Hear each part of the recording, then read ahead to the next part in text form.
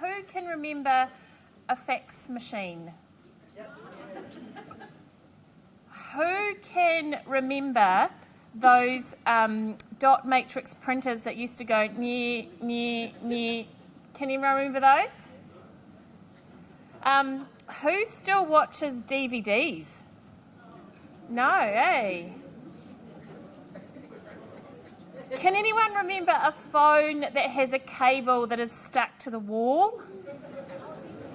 Well, think about it now, eh? Can anyone remember like being a teenager and hanging out, like sitting on the floor and with the phone on the wall, and then everyone coming up to you and going, "Get off the phone"?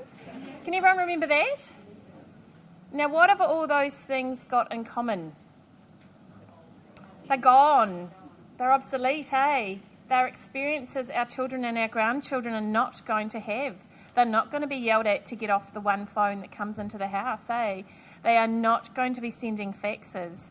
Things like, one of the things, can anyone remember like going on holiday or being at a family event and taking photos and hoping that they'll come out and having to wait like 2 weeks to go and get them at the chemist, eh? Yeah, and hope that they're yours and I hope you haven't actually chopped off Auntie's head or something. Just think about how much things have changed, because with our smartphones and stuff, we're never going to chop off Auntie's head unless we really want to, right? So think about all these experiences and how much change has actually happened in our short lives. Things like smartphones, GPS, the streaming services, eh? We're just not looking back. Do we want to go back to faxes? I don't think we do.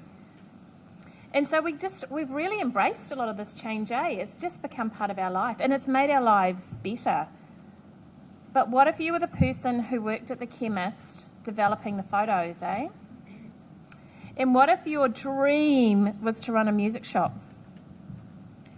And what if you had invested heavily in a DVD blockbuster shop too?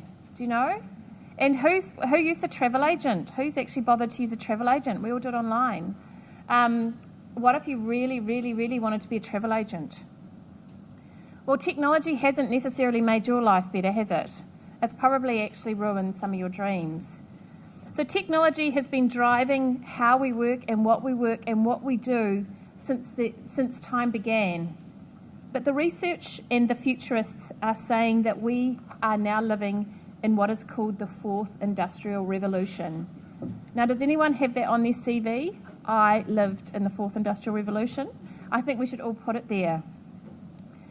And they say it's an industrial revolution unlike anything that's happened or that we've ever seen before.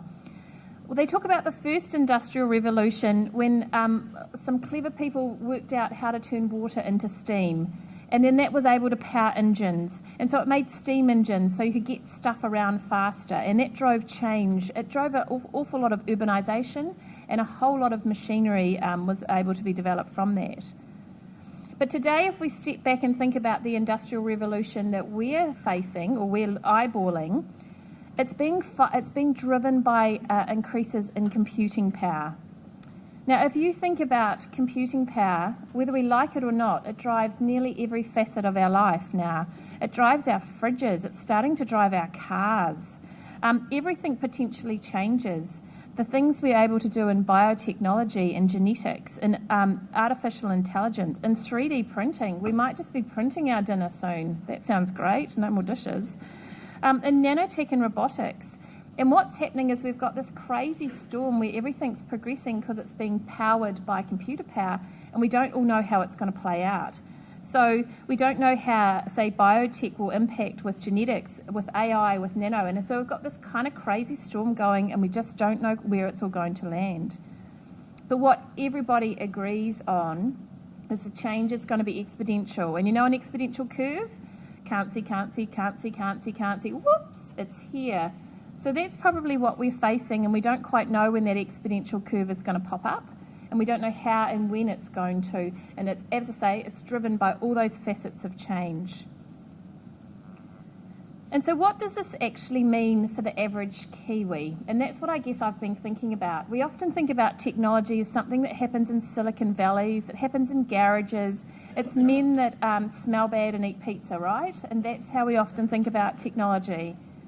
But when we stop and think about it, I don't know about you, but my Netflix wasn't working very well last night. So they've got this little interactive chatbot, and that little interactive chatbot helped me fix it. That little icon is AI. That's actually a really sophisticated system that was answering my questions as I go. So it's not Silicon Valley. It's in my lounge up the road, and it's in your lounge. So the technology is actually here. So what does it actually mean? Well, I'm going to say there's a lot of debate about, and there's a lot of people that are really in the yay, technology is going to make the world amazing. We're into a new renaissance. We'll be able to sit around and paint all day, to the real doomsayers. This is the end of civilization. Listen, I don't play in either of those camps. I've been looking for the sort of the average of everything and trying to work out what all this means, hence the book. But wherever we go, some of the stats don't look very well. A piece of research found that 9% of jobs in New Zealand could be automated today if the employers chose to. So that's 9% of jobs taken out straight if the employer chose to. That's quite a sobering fact, right? And then when we look at what's happening in technology in terms of the advances in robotics and AI, again, another study looked at where technology is heading and mapped it on to what we're working on. And it found that about 35% of us in the next decade could be looking at losing our job. And that's, again, a really sobering statistic. And I'd like to put that into actual people terms. That's nearly 400,000 Kiwis who wanted that job to pay their mortgage and to look after their family. So it's quite sobering when you even look. I mean, there's figures that are, I think, even worse, but they're probably the ones that I think are the most sensible. So if we sit back and go, okay, so what does that mean as well? And I think it means a few trends are happening, and we can probably see them, but I think they're very relevant to you in this room. The first thing it means is I think we're saying goodbye to the three-stage life. So some of us have been sold the ideal that we do our study and then we work and then we have this thing called retirement, right? 3 stages. And a lot of us probably consciously or unconsciously are working towards that model. But what we're finding will happen is that that's no longer the case. We may study, work. We may have long periods of caring for others. We have long periods of working or working part-time or fluid. And I really don't think this retirement thing's going to play out like it has been, or maybe we don't want it to either. So we're going to end up with a mini-phase life. So you'll see a whole much more fluidity in the kind of ideal about what a life is. No more just going to do your study, going to work and then retiring. It's going to be a much more complex model going forward. The other thing I think we'll see, and I think we probably all realise this, is that we're going to say farewell to routine and manual jobs. Do you know what? If anything can be repeated, it can be automated very quickly. And we've seen that already happen. But what we are is getting technology to do that faster, and it's becoming cheaper. So it's worthwhile for employers to do this. What we will see instead is a much more focus on people being asked to do problem solving and creative thinking, kind of things that aren't as easy to mechanicize or the robots can't do. One of the good things I think we're also going to see as a prediction is we might be also saying goodbye to management hierarchies. I didn't think there'd be a whole lot of tears about that one. If you think about it in terms of being able to automate and regulate and understand work better, we can use technology to actually do our jobs. We don't need somebody to tell us. And so that may mean that there are far less managers. But what it means is that if workers are going to be successful, they're going to have to be self-directed and self-motivated. There isn't going to be a layer there to tell you what to do, but by gosh, there'll be some system that knew whether you did it or not, if that makes sense. And so I think that's something we're really going to have to think about, particularly as educators, about how we're preparing young people for an environment where they're going to have to be successful on their own terms. And this is one that you also might not like so much. I do think the focus on formal education is going to wane a bit. It doesn't mean that there won't be formal education, But the whole sense of that you go to university, get a degree, and you've got a ticket for life, I think is really eroding, and I think all of us could agree with that. We are going to see more on-the-job training, more pieces of delivery of learning as we go. And I think that's, again, a huge challenge for you if you want to prepare your young people. How are you getting them ready to work in that environment where they're going to be, as I say, learning as they go? And another thing I think is that we will be saying goodbye to is the real focus on technical knowledge. I don't know about you, but when I sat school cert, I just had to sit there and memorise some pages, and I kind of regurgitated them. Not bad. And sometimes I regurgitated them well, and sometimes I didn't. In the world of Google, it's just silly, isn't it? And we can see that move as we move forward. But it's not going to be what you know anymore, because everybody's got access to that knowledge. It's actually what you're going to be able to do with that knowledge. And I think we need to really think about what that means for preparing our young people as we go forward. So if I tie this back to what it means for Kiwis and jobs, it means that jobs based on manual routine tasks have really weak prospects, and that's probably in the next 2 years, but probably in the next decade. And jobs that are focused on providing advice and solutions are actually going to grow, because that's actually what we're going to need to be doing in the workplace. And also jobs that involve caring, say our nurses, our social workers, our caregivers, will also grow. That's something that can't be automated either. And when we sit back and say, what does this mean for the workers of the future about who's going to be successful? They will be people who are able to think critically, who can communicate well, who can problem solve, and who can use digital tools and continually learn new digital tools as they're being upgraded. Now, you all would have seen the 21st century skills and competencies. I think we all know that framework. It's got lots of C's in it, hasn't it? Collaboration, creativity, communication, and collaboration. I'm going to add some others. I'm going to add grit. Continually learning and relearning is going to be hard. Actually, unlearning's hard, eh? I've done it this way, and it worked. And now I've got to learn another way of doing it. The unlearning is going to be just as hard as the learning. I'm also going to add social and cultural awareness. Crikey, we're going to have to up our game if we're going to be able to work together to understand each other. And imagine how connected the world is becoming. We really have to understand to walk in other people's shoes. And I'm also going to say curiosity, because if we are going to be self-directed and self-driving to be successful, we're going to have to ask questions, we're going to have to question things, we're going to have to find ways to move forward as well. Underpinning all this, we're going to have to be literate, numerate, and digitally competent. Now, that is easy to say, I just rolled it off my tongue, but we know how many of our young people aren't actually literate, not even numerate, but probably are digitally competent, which is a bonus. I would argue that the current system drives a bit of a wedge between work and learning, if that makes sense. You actually we encourage people to leave their workplaces to learn, or to leave their homes or their communities to learn, and it does seem, if you stand back, a wee bit artificial. So can we think about ways of learning as we go and adapting and changing, and what does that mean for you and your delivery mechanisms? So what I also did is say, if that's what this all means for the Kiwi battler who wants to move forward, what does it actually mean for Pacific workers in New Zealand?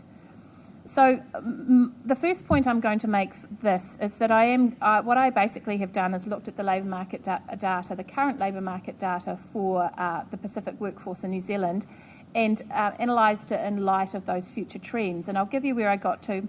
None of it's surprising, you'll know it, or you could probably even say it more eloquently than me. But the first point I'd make is that the things I'm going to tell you are not deterministic. The future for the New Zealand Pacific workforce, or the Pacific workers in New Zealand, is whatever you choose it to be. It does not have to play out in the way that I'm going to talk to you about it. And you as leaders have an ability to lead your communities, not only in your work life, but in your community life, to lead your communities forward. So in no way think that this is the picture of the future. I think we're standing at a really important time where we can choose our future, and we need to probably do that quickly. So when we look at the labour market statistics overlaid by the predictions of the future of work, do you want the good news first? You want the good news first? All I can say is go Pacific woman. No offence, blokes, but the top 5 roles for Pacific women are currently roles that are incredibly safe and growing. Isn't that amazing? So these are in the caring, education, health and services. The personal care assistants, the early childhood teacher, these kind of roles are going to be incredibly sought after and demand in the future. They are totally forward compatible, and hopefully they will grow in esteem and skill, and so that is a really good thing. So Pacific women, you are well positioned for the future of work. And then the good news also continues. Yay! Good news continues. Our Pacific young people, the increasing levels of literacy and achieving at school, outperforming other groups in terms of the increases. That is fabulous, absolutely fabulous news, and a lot of people in this room can be very pleased with the work they've been doing. And you're also seeing increasing numbers in tertiary education, which is fabulous. Let's just make sure that we're studying in areas that there are areas of growth, though, can we please? And so this is fabulous. So we've got a great base of more educated young Pacific young people coming through. Do you want the bad news now? Go on. The bad news? Pacific men.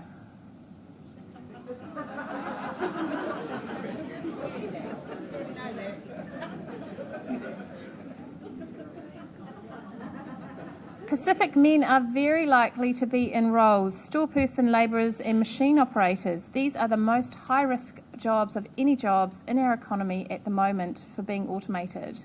And this could all happen in the next 18 months, 2 years, and will definitely happen in the next decade.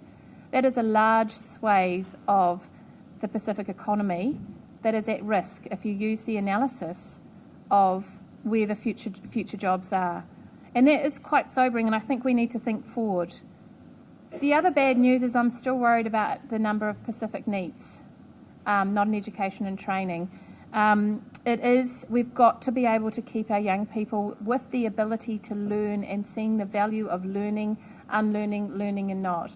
So we've got 2 areas that are a bit worrying. We are exposed. Go Pacific women, but we've really got to probably have a strategy about how we're going to engage some of our Pacific men in looking for different opportunities and using the skills they've got now and applying them and building them in different areas. So the way forward, I think the way forward is in this room. I think you will have the answers, and all I'm doing is pulling the frame together. It's really clear what roles are future-proofed. It kind of makes sense, doesn't it? So if you're in an analytical, complex, critical problem-solving role, you're probably okay. If you're looking after people, you're probably okay. If you're in a sort of a manual job that's quite automated, or anything, that even in office work that is quite process-driven, you're at risk. So some Pacific workers are very well placed, but I think we perhaps a bit of the strategy is to invest in our Pacific women so their skills become more complex and they become into managerial roles more quickly. So that's one strategy. How do we do that? We need to keep our young Pacific students and young people engaged in learning, because they're going to have to learn continuously through their lives. They can't give up. They can't give up early. It's got to be the way forward. And I think we really need to think about how we engage and invest in Pacific men and encourage them away from those really high-risk jobs. How can we do that, and how can we do that fast? And so I'll go back to where I started with our dial-up modems. Remember that? Our DVDs, our CDs, our typewriters, our telephones with cables. Just think about how much change you have lived through, and then realise this exponential change driven by computing power across all those different fields is something that's going to happen definitely in our lifetimes, if not within the next few years. And it is going to happen. So I don't think we have the time to be complacent. I think we need to be working with our communities around how we're going to thrive.